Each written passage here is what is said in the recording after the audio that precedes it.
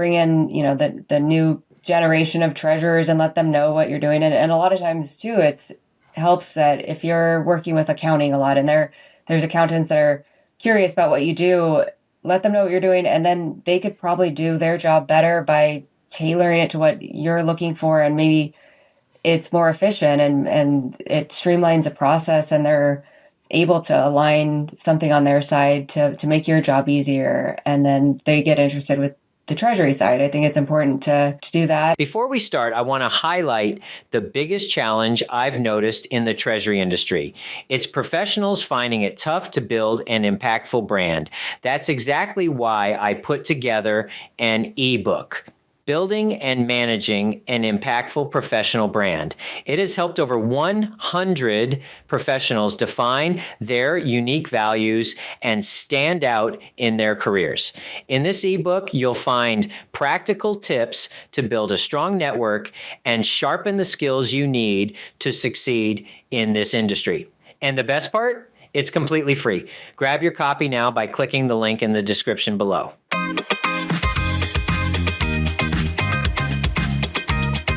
Welcome to this week's episode of the Treasury Truth or Dare podcast, where we push Treasury leaders to reveal Treasury truths, share industry insights, and take on daring challenges. Today we welcome Amanda Schreiber, a rising voice in the Treasury world. She's known for her passion for mentorship and breaking down the barriers for those new to our profession.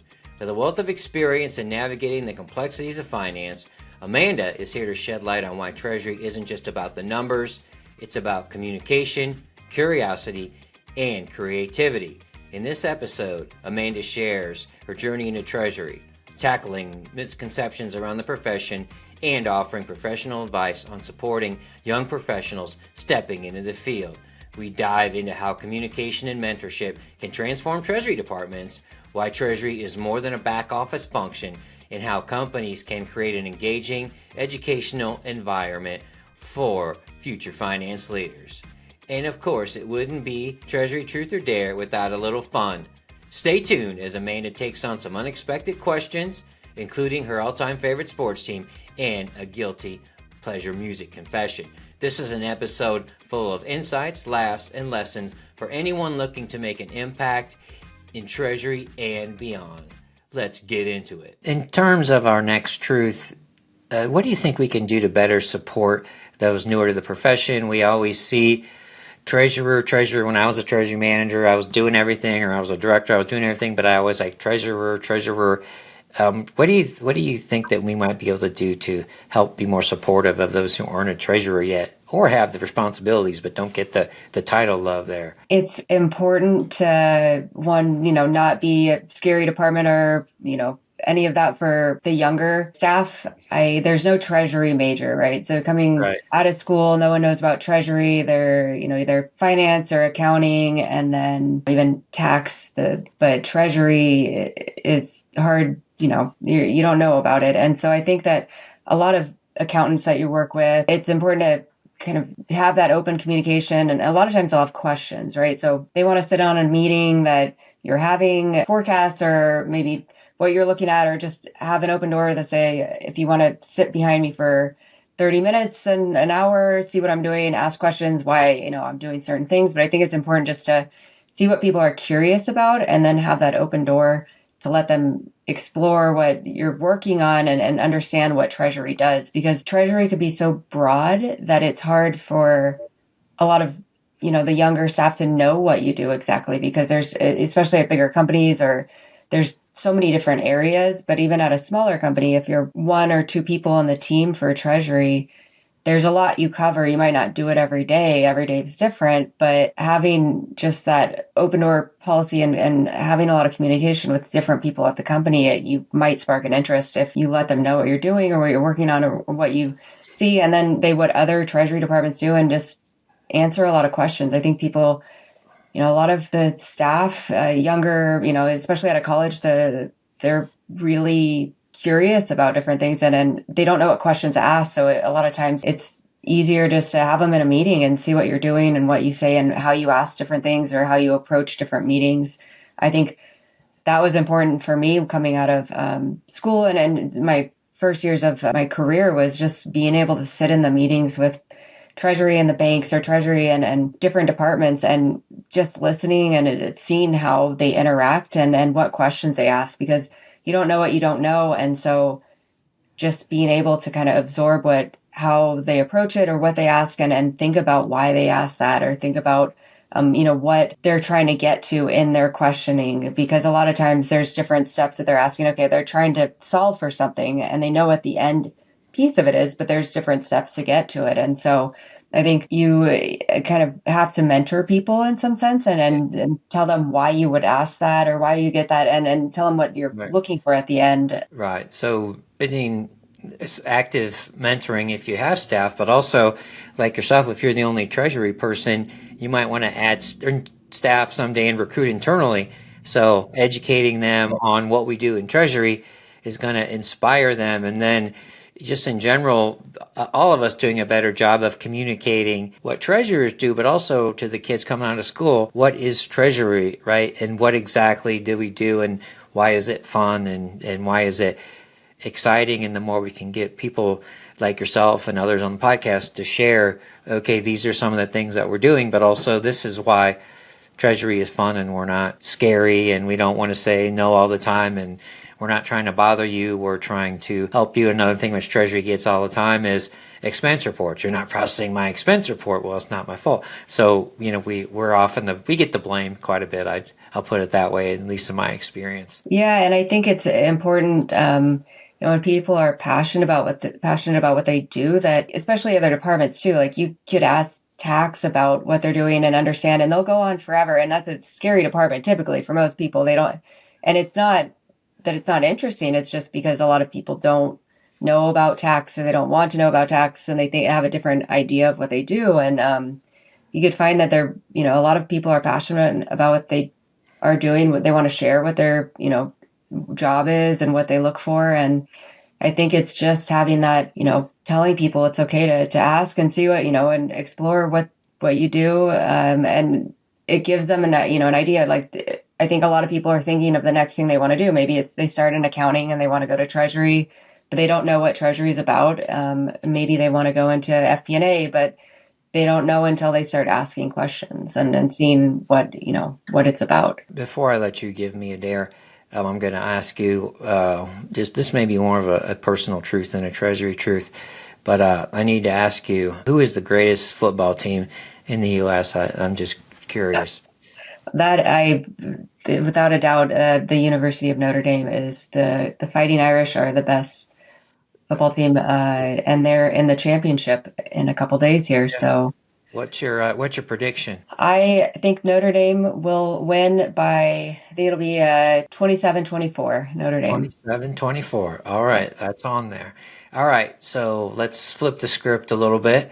I'll let you go ahead and give me a dare. What do you got for me? Let's see, for you, what is the most embarrassing moment in your career? My career. So I'm getting to share a lot of embarrassing moments, which is always fun. So I share the same one. I always share two, but this one I share on every podcast episode. So people need to watch them all. If you hear it more than once, too bad, because this one is epic. So we were at a conference of corporate treasurers. There was probably 100, 150 corporate treasurers there, and there was two tracks. There were two sessions, right, at this time slot. One time slot was me doing a roundtable discussion. People sit around the table and talk about current issues. And the other session was a Treasury person from Microsoft. So how many people attended my session? 0. So they started calling me Donut. So that was pretty embarrassing. Another one from my career, I was in Treasury, but I was named the business intelligence person before there was a lot of technology. So me and this IT guy built this internal tool to, allow everyone to share information from the field and gather all that stuff. So I get called into the Monday morning meeting with the C-suite and all the leaders of the company. Pretty big size mid-market company. I get in there and I'm at the table and turn it on. It doesn't work at all. and the CEO is known for his temper. So I'm just sitting up there and I don't know what to do because I'm pretty young, and this thing just totally crashes. So that was a pretty embarrassing moment. One more I'll just share, because sometimes people have angst about contributing and speaking, right, being on podcast. And I'll say there was one time in particular, I was giving a presentation at a conference, and I don't know what it was. My brain was misfiring. I was just off. I was up there talking and I completely lost it, and I couldn't get the train back on the tracks, and people were looking at me, and I almost stopped. I was like, wow, this is like, I can't recover from this. So those are just a few of my embarrassing moments. I want to share that because everybody has trouble public speaking and sharing. It's like you're a stand-up comedy, you're on, you're off. So learn to just take your mistakes, accept that you're human, and move on. Yeah, that's good one. All right. So what are you ready for here? Do a truth. Truth. Okay. All right. Oh, I got one.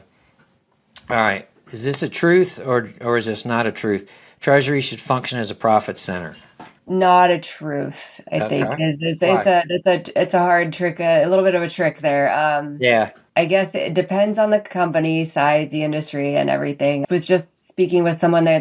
And I like the way he put it. Was a treasury is a profit enabler. Love it. And so you can do certain things depending on the size of the department and the company, the size of the company, the industry, to improve a lot and then make changes that you could see the impact, and then you could work with the banks on pricing and different areas. And I think there's a lot that Treasury can do, but I think labeling it a profit center sometimes gets you stuck into a little bit of a bind on that side. And then once a company grows, there's a lot more that you could do to I guess, minimize costs or make a profit in some areas. So like you mentioned, like FX, there's the deeper that you dive into it, and then the more volume you have, or the different areas. Once you have debt, all of that, you could do different things to make, I guess, a profit center in that sense. But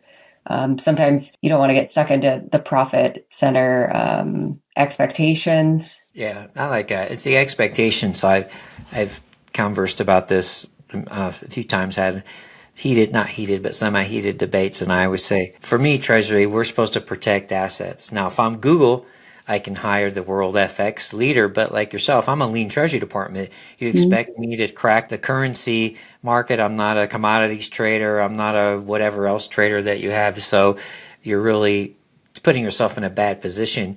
You might want to say, ooh, I want to be a strategic partner, but you don't want that expectation on yourself, because it's not fair. I had a CFO. He looked at the FX gain and loss, right, to the income statement. Well, the one time I got the most in trouble was when there was a big positive number he's like, I don't ever want to see that. I want that to be zero. And everyone's like, I can't believe he got mad. And I go, well, I think that's the right attitude, because I'm not supposed to be doing that. I did something wrong because I'm not managing that. I'm going to give you one more dare, and then you're going to let you give me one more dare, and then we'll wrap things up. All right, I got to ask this. This is kind of a dare.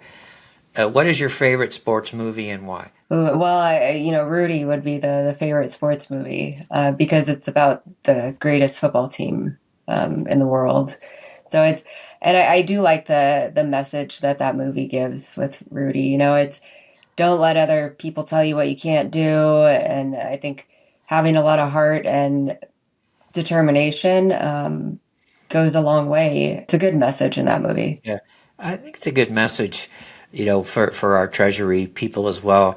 You don't want to step on people's toes, but you don't want them to put us in a box and tell us you can only do this and you can't do that and you can't give us strategic value and you don't know XYZ. So I love that. All right, I'll let you give me one more dare. I guess a terrible song that's kind of your guilty pleasure. Like, what song do you love to listen to that other people might not enjoy?